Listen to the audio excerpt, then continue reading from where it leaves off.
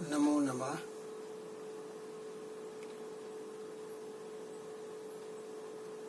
मैंने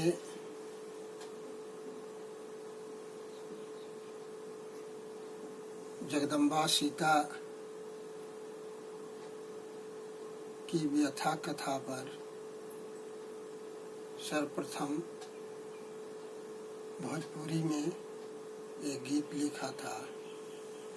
उसी का अनुवाद मैंने संस्कृत में भी किया और उसको YouTube पर इसके पूर्व अपलोड किया था। आज मैं उसी संस्कृत गीत जो सर्वप्रथम भोजपुरी में है उसको आपके सामने प्रस्तुत करने जा रहा हूँ।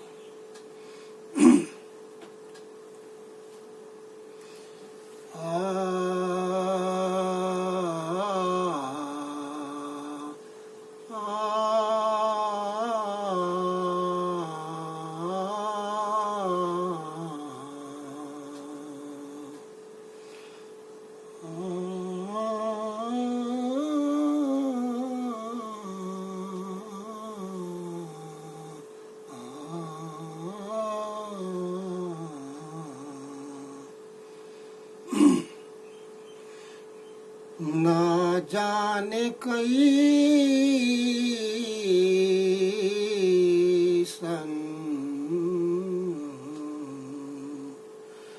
ना जाने कैसन लिखले विधाता हमरा भाग में। खुद के देनी परीक्षा हम आग में, हम आग में। कैसन लिखल विधाता भाग में। खुद के देनी परीक्षा हम आग में, हम आग में हो, हम आग में। खुद के देनी परीक्षा हम आग में।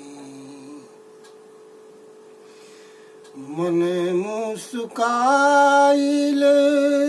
पापी मराई,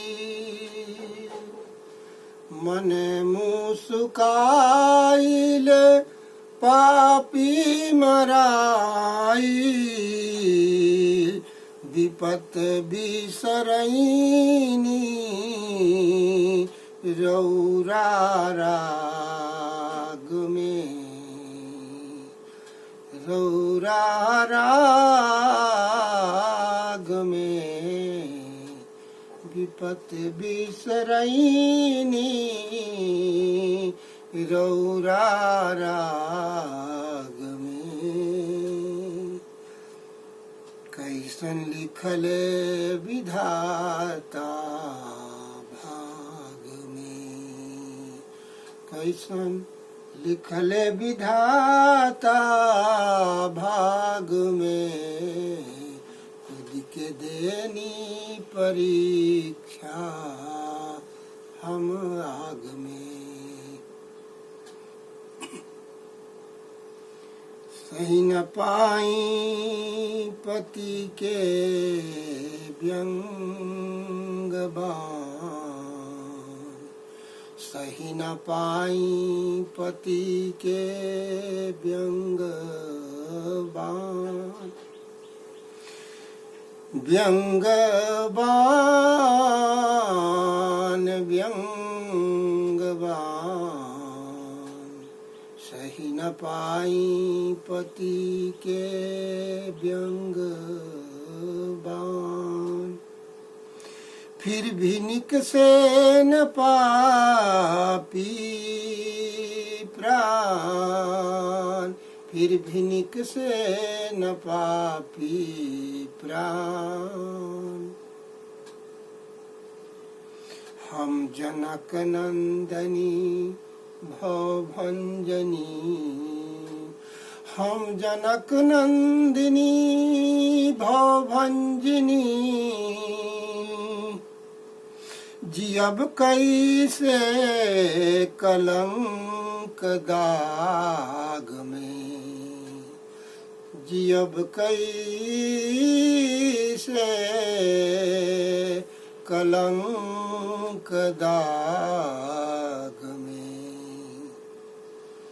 कैसन लिखले विधाता भाग में, भाग में, भाग में,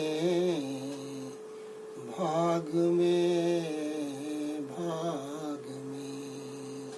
कैसन लिखले विधाता भाग में। केहू मिथ्या कलंक जड़ल,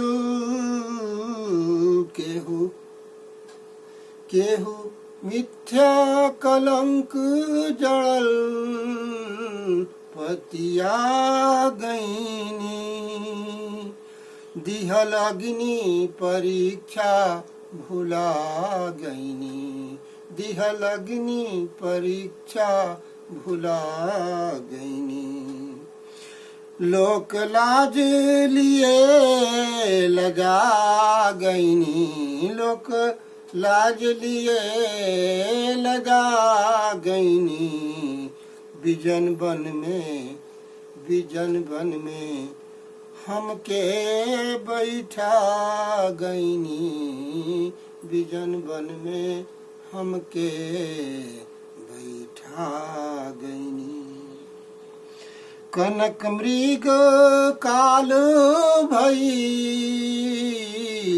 कनक मृग काल भई,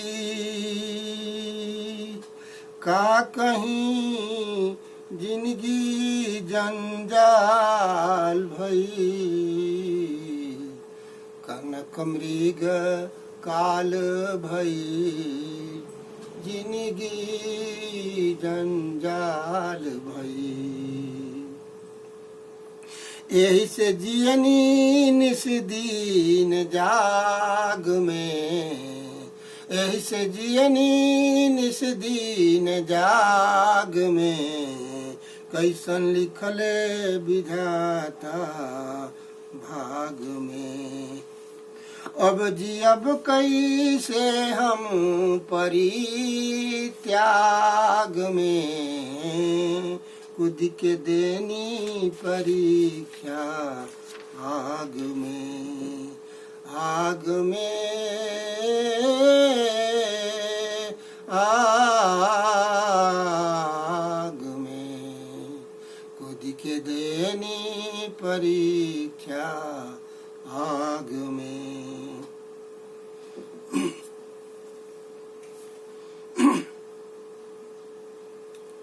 एक बार माता सीता के मन में यह विचार आया कि इस तरह का जीवन जीने से क्या लाभ, जब पति का विश्वास ही न रहे मुंह पर, तो ऐसा जीवन जीने में कोई लाभ नहीं। तो क्यों न मैं गंगा मैया में कूद कर अपनी जान दे दूं। इसी बीच में उन्हें स्मरण आया कि नहीं, मेरी कोख में रघुकुल का दीपक पल रहा है, मैं इस दीपक को कैसे बुझाऊं, उसे अवतरित करना है। इससे यह भी शिक्षा मिलती है कि चाहे कितनी भी संकट संकुल परिस्थिति हो, मनुष्य को अपना विवेक नहीं खोना है, अपना कर्तव्य विस्मृत नहीं करना है, अपने कर्तव्य को कभी भूलना नहीं है। अच्छी तरह सोच विचार कर कोई भी काम करना है। मरना हर समस्या का समाधान नहीं। अगर मरण हर समस्या का समाधान होता तो सारे लोग मर जाते और उनकी समस्या छूमंतर हो जाती। तो इसी से संदर्भित ये पंक्तियां हैं। बूढ़ के दे देती गंगा मैया में जान, बूढ़ के दे देती गंगा मैया में जान, कोख में बबुआ पले कैनी ध्यान, कोख में बबुआ पले कैनी ध्यान, कैसे भूल जईती रघुकुल, कैसे भूल जईती रघुकुल के चिराग के, अब सेनुर सजी, अब सेनुर सजी, कैसे मांग में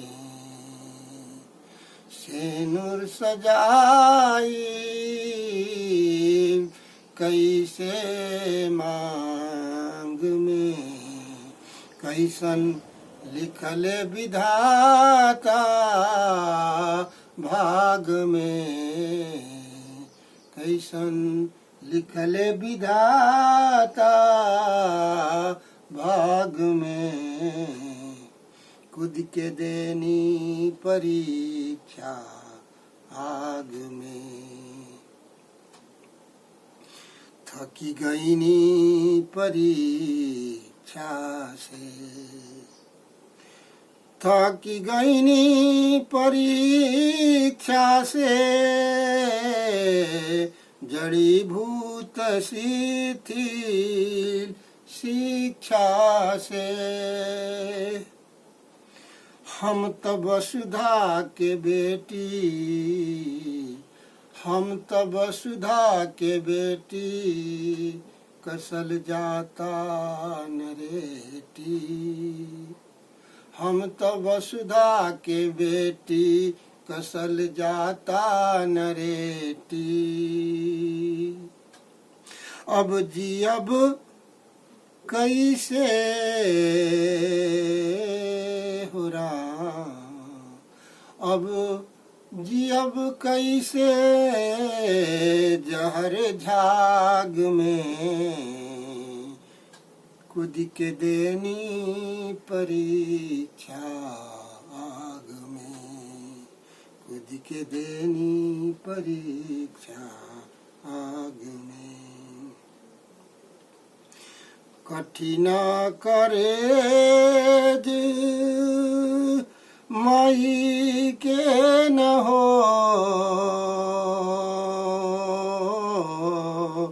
कठिन करेज माई के न होला, यहाँ आपन कहाए वाला के होला, यहाँ आपन कहाए वाला के होला,